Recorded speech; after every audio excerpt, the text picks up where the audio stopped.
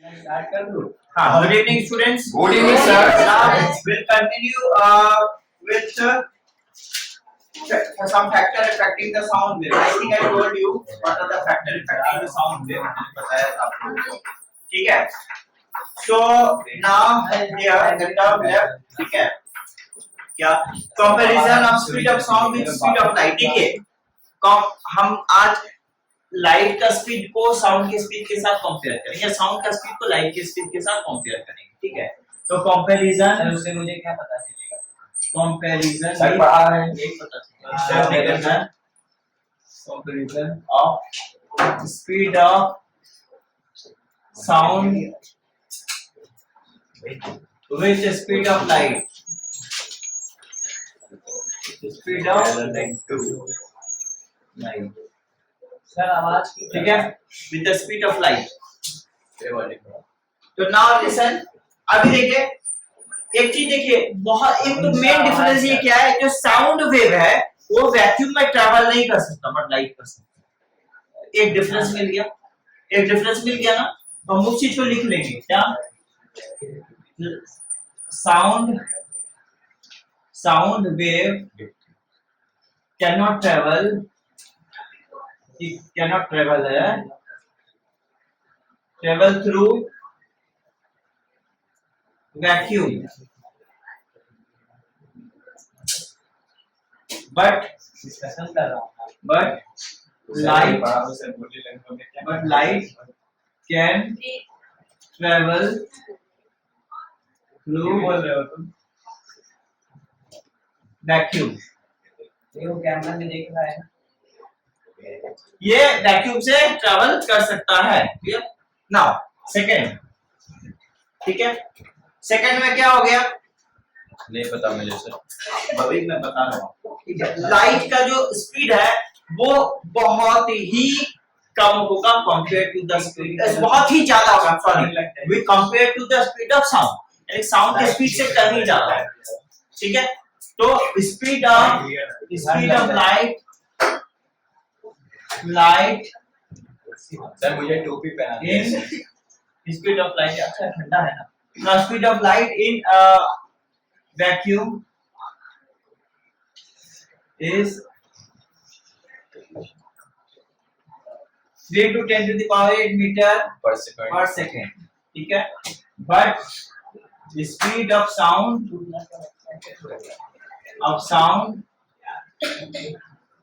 इन air. ठीक है. is 334 metre पर. ये देखो कितना कम है. कहाँ 334 मीटर पर सेकेंड कहाँ 3 to 10 to the power 8 meter पर सेकेंड. कितना डिफरेंस है दोनों में है ना. लाइट एंड साउंड से बहुत डिफरेंस. अगला क्या हो गया. अगला एक बहुत इंपॉर्टेंट टर्म है कि जो जब मीडियम ऑप्टिकली डेंसर होता जाएगा होता जाता है तो लाइट का स्पीड देखिएगा घटेगा. पर जब मीडियम की डेंसिटी बढ़ेगी तो साउंड का स्पीड बढ़ता है. दोनों में एक डिफरेंस और आ गया. मीडियम का जब डेंसिटी कम होगा तो लाइट का जो स्पीड होगा ना वो बढ़ेगा. डेंसिटी ज्यादा होगा तो लाइट का स्पीड घटेगा. साउंड का ठीक उल्टा होता है. जब मीडियम का डेंसिटी आपका कम होगा तो साउंड का स्पीड बहुत हाई होगा उल्टा कंपेयर टू लाइट. समझ आ गया. कोई दिक्कत no that I will write here. ठीक है. नाउ सर हाँ बोलिए ना. आपने बिना पहले कैप क्यों लगाया. नाउ हियर ठीक है. देखो with more optically in with नहीं लिखना ज्यादा in लिखना. in more optically dense medium light travel with less speed.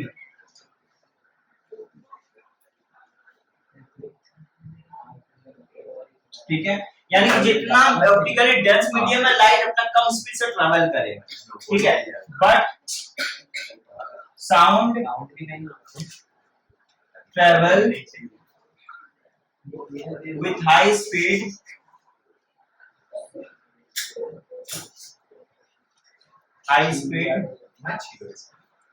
in the medium where density of medium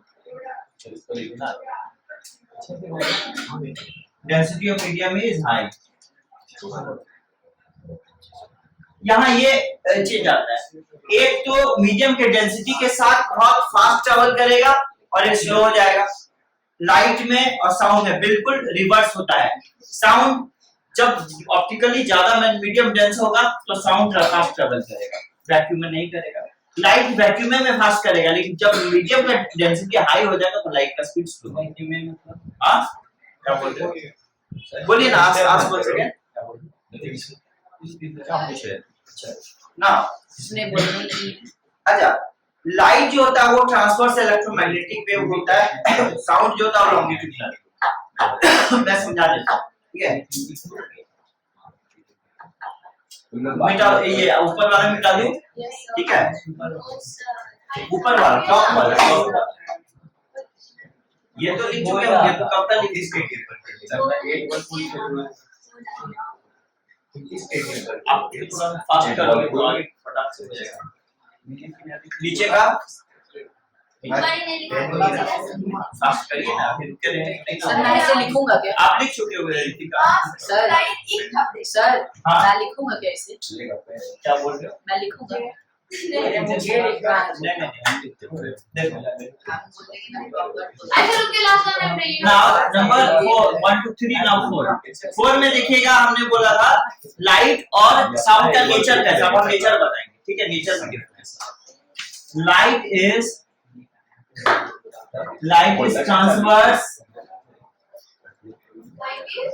transverse electromagnetic wave, but sound is longitudinal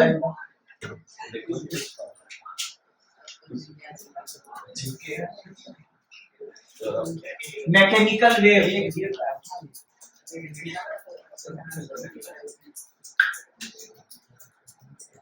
ये आपने लिखा 4 नंबर। अब मैं आपको थोड़ा ये वाला ये ठीक है, मैकेनिकल वेव, ठीक है, समझ रहे हैं? Is it clear? यस। देखिए ट्रांसवर्स वेव और मैकेनिकल वेव में क्या डिफरेंस होता है? ट्रांसवर्स वेव और मैकेनिकल वेव में क्या डिफरेंस होता है?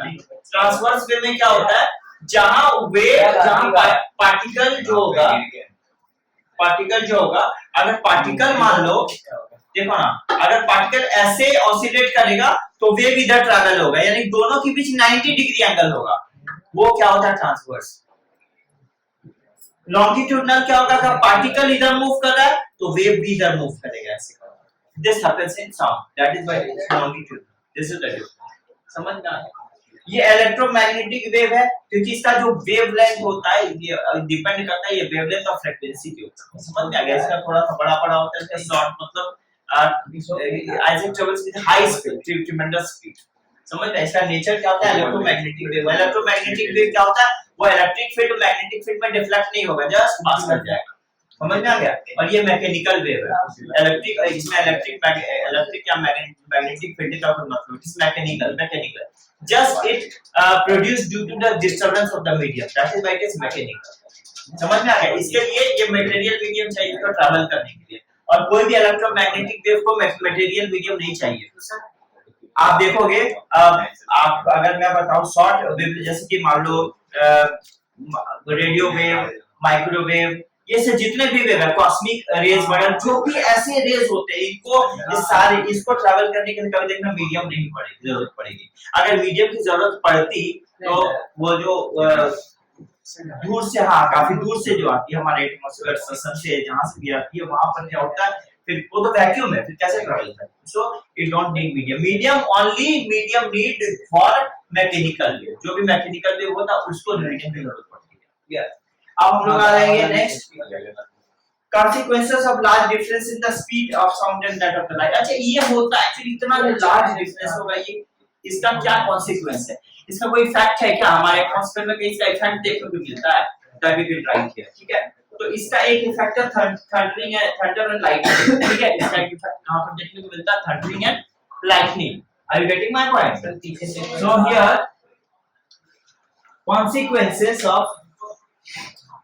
consequences of large difference in the speed of consequences in large speed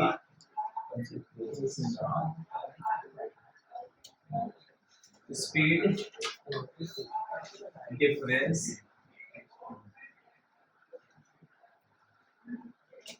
of sound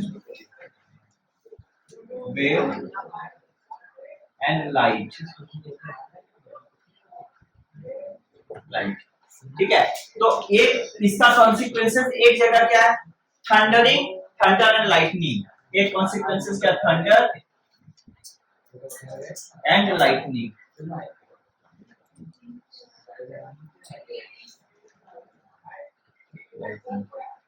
thunder and lightning, ये इसका कॉन्सिक्वेंसेस है। समझ में आ गया?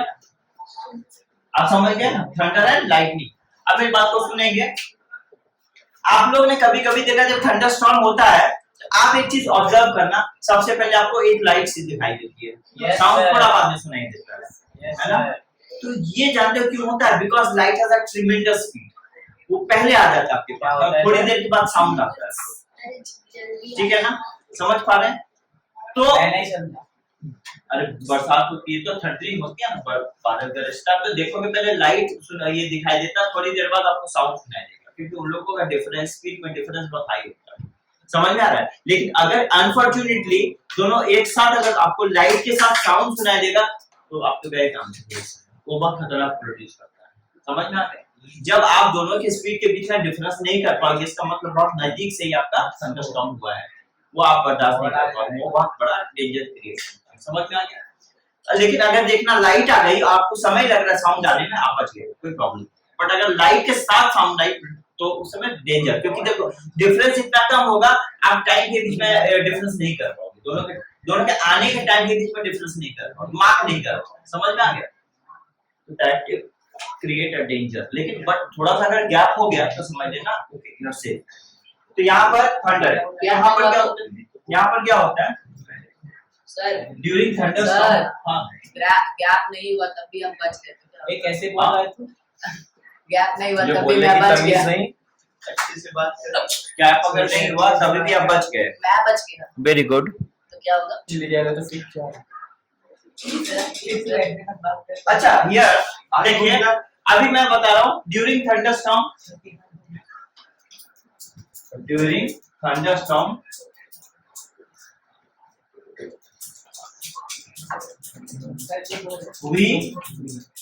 we find that first flash during thunderstorm we can see, ऐसे लिखो, we can see the flash क्या क्या लिखते हैं? During thunderstorm we find can see, we can see मैं सोचता हूँ, मैं देखता हूँ। मैं एग्जांपल इसको चेंज करो, we find that we can see. वही लिखो, during thunderstorm we observe that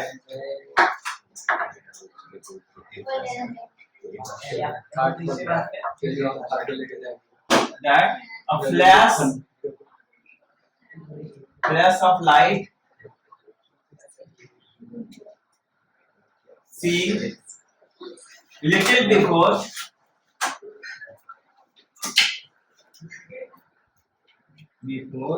we hear the sound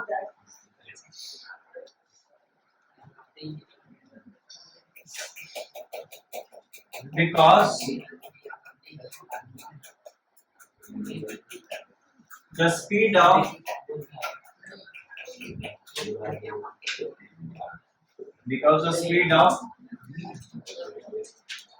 light is much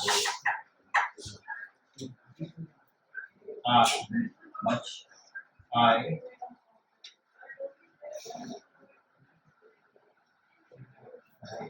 या फिर speed of light is greater than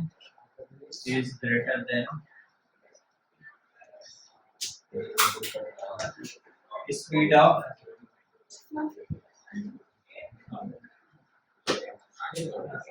so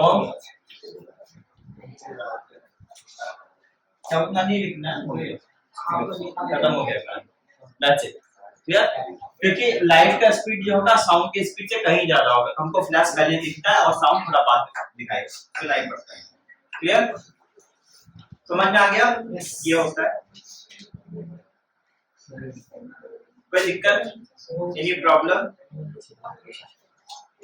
ऐसे ना अभी कुछ चीजें experimental determination of speed of sound in air that we don't require, ठीक है। यहाँ पे एक बात मैं आपको बताऊंगा, ठीक है, हमने कुछ फैक्टर्स बता दिया था ना जिस पर कि मतलब वेव्स डिपेंड करता है, साउंड वेव्स डिपेंड करता है, okay. Now one more thing, sir पानी भी तुम क्या बात है, यहाँ रखा हुआ है, यहाँ रखा है, मुझे दे दो। so here नहीं अच्छे से बात कर, मेरी बात तो सुनिए, ये लिख लो, ये लिख लो, इसको लिखना भी था।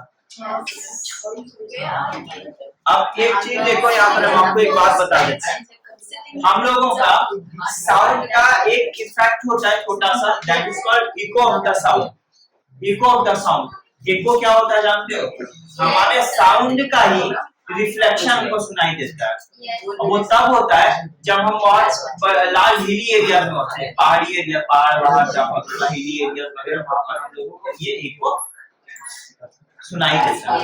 आपने देखा है हिली एरिया में जाकर आप जोर से आवाज देते तो आपकी आवाज सुनाई देता है आपको, पर एक बात बता, रूम में तभी सुनाई देगा जब आपका रूम खाली होगा, एम्प्टी होगा। आप देखोगे आपके रूम में सामान भरा पड़ा हुआ है, सोफा है, सब कुछ है, टेलीविजन है, तो उसमें क्या होगा, उसमें आपको सुनाई नहीं पड़ेगा।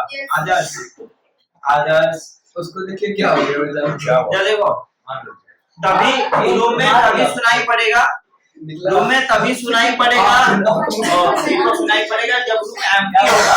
जब रूम एम्प्टी नहीं होगा तो इको आपको सुनाई नहीं पड़ेगा, क्योंकि इको सुनने के लिए दो कंडीशन होना चाहिए, एक तो सरफेस एरिया बहुत बड़ा होना चाहिए, लार्ज सरफेस एरिया होना चाहिए, समझ में आ गया।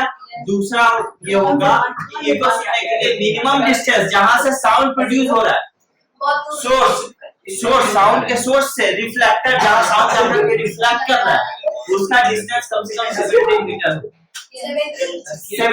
17, ठीक है।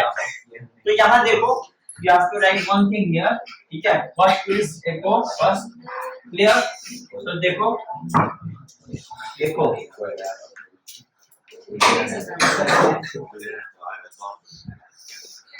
now what is this, what is echo? तो echo is reflection of our sound that we hear little later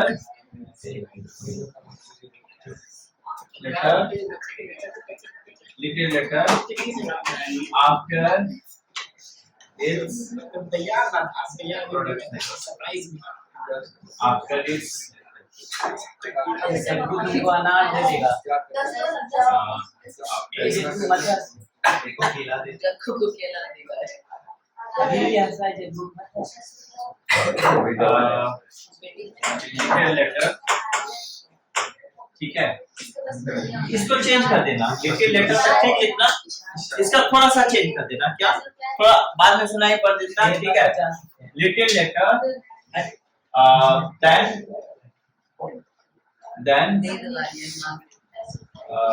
then to produce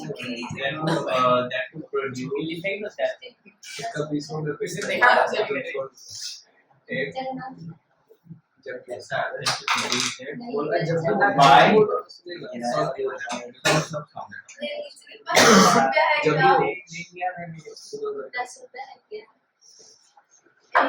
ये आपको थोड़ा सा भाग समझ में आ गया, that is little later that to produce by the source of sound. तो साउंड का सोर्स जब उसको, जैसे हम अगर बोले तो we are the source of sound, जब हम बोलेंगे तो उसके कुछ देर बाद इको सुनाई पड़ेगा। Minimum distance to hear the echo, minimum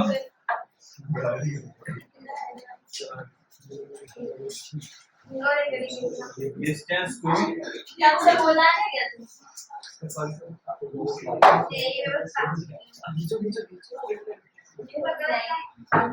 17 meter, ठीक है, 17 मीटर, ठीक है। तो there should be पैसा है बताओ, there should be a distance 120 नकली नोट लेगा, ठीक है, हमें दिमाग के लिए 17 मीटर चिल्ला देखिए खाली from चिल्लर भी लगी है। source of sound, ये दिखाना रे रात में चुना मार नकली है, रात में चुना लगा देंगे, चेंज है, अरे पीछे हाँ अरे from the source of आगे sound आगे देखना to the surface उसको मोमोस खा लेंगे from where बाद में। एक अरे हाँ रखो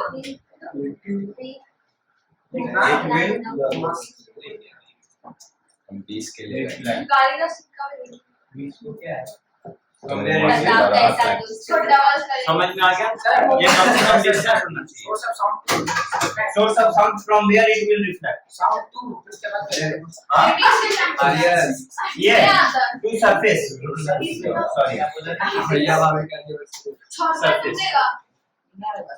ये 17 मीटर का, अब 17 मीटर का डिस्टेंस क्यों होता है मैं बताऊं, आगे बोलो, 17 मीटर का डिस्टेंस क्यों होता है बताओ, क्योंकि साउंड का जो स्पीड होता है वो 332 मीटर पर सेकंड होता है अप्रोक्सीमेटली, ठीक है, ऐसे तो कुछ वाले घंटे बोलते हैं और साउंड जानते हो, सारे हम लोगों का साउंड जब हम लोग प्रोड्यूस करते हैं, जब साउंड हम लोग प्रोड्यूस करते हैं, अगर उसके 1/10 सेकंड के अंदर हमारा साउंड हमारे कान में आ गया, तुमको इको नहीं सुनाई देगा, क्योंकि हमारा ब्रेन जो होगा, हमारा brain original sound and reflected sound में कोई डिस्टिंग्विश नहीं कर पाएगा, because time interval is very short. और अगर वो 1/10 सेकंड या उसके बाद आया तो हम लोगों को इको सुनाई पड़ेगा, समझ में आ गया। तो हम ये देखते हैं कि 332 मीटर पर सेकंड है, यानी 1 सेकंड में कितना जा रहा है, 332 मीटर जा रहा है, तो 1/10 सेकंड में क्या जाएगा, 332, यस सर 332 into 1/10 कितना मीटर जाएगा, that comes approximately that comes to 33.2 metre के आसपास, और इतना डिस्टेंस साउंड को जाने और आने में लगेगा, समझ में आ गया, 33.2 मीटर 1/10 सेकंड में, यानी 1/10 सेकंड में यहाँ से वो गया, रिफ्लेक्टर से स्ट्राइक करके हमारे कान में आया भी, तो टोटल डिस्टेंस कवर किया 33.2, कितने साइड का, वो दोनों साइड का, तो एक साइड के डिस्टेंस के लिए हमको क्या करना पड़ेगा, उनसे डिवाइड करना पड़ेगा, approximately 16.9 समथिंग आएगा, जो कि 17 के आसपास होता है, अब तो हो गया, ठीक है, समझ में आ गया, यस सर हमें बात को सुनो, यस सर तो ये now that's the end of the chapter, thank you so much, हम लोग खुद से पढ़े एंड ऑफ द चैप्टर हो गया आप मेहनत मत कीजिए, मैं हूं ना। That's the end of the chapter.